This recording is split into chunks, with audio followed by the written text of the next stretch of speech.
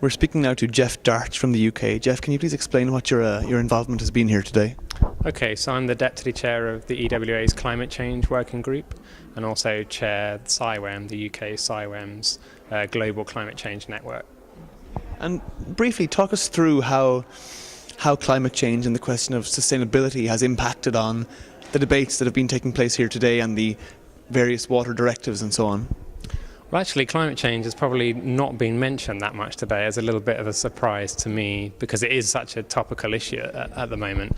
And I think people are very much focused on trying to transpose the high-level messages from the directive and also really trying to get to grips with practical stuff. So climate change actually hasn't particularly come out strongly, apart from perhaps some messages that it's treated as just a big uncertainty. So I think there's a lot more work to be done in terms of what scenarios are used and some of the practical aspects that can be included. Okay, what other messages will you take from the conference today? What do you think were the overriding themes of interest?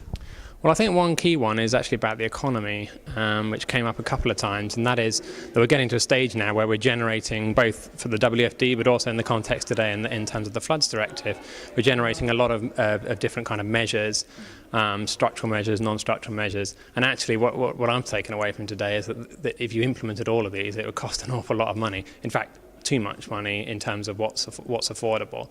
So once we've got this long list, we've got to go away and look at what's actually deliverable, and importantly how we can manage the expectations of stakeholders and the wider public who are perhaps expecting protection from floods. Can it not be the case, though, that events such as this, specifically conferences that aim to exchange information and share best practice, can in the best case scenario lead to cost cutting when there's cooperation across borders and in catchment areas and so on?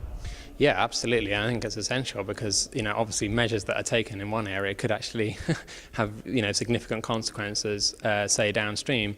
And also by sharing awareness in events such as this, you can look at the real costs of perhaps non-structural measures which are cheaper or where we've actually got less evidence at the moment. So we can get a better balance and understand, by looking at different examples, what it might cost and how implementable it might be.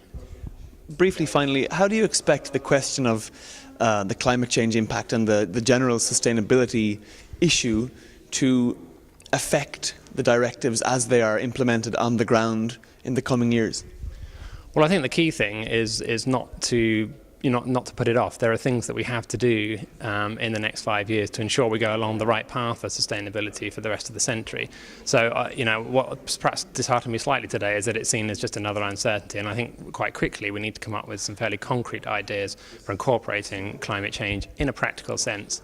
And in what fora, what forums, what groupings of experts such as this one will tackle that question? Well, I think it needs to bring together climate scientists, it needs to bring together hydrologists, and also needs to bring together spatial planners who might react to the kind of information that climatologists and hydrologists are putting out. So it needs to kind of go end to end in that respect. And do you think overall the EU is well placed to deliver on the, let's say, interoperability of these different issues? Yeah, I think so. And the EU are also, sponsoring and actively involved in a number of programs such as the Ensembles project, which is creating unified climate change scenarios across Europe. So there's a lot of potential tools there. It's how they get translated and used on the ground, which I think is the next challenge. Geoff Darch, thank you so much. Thank you.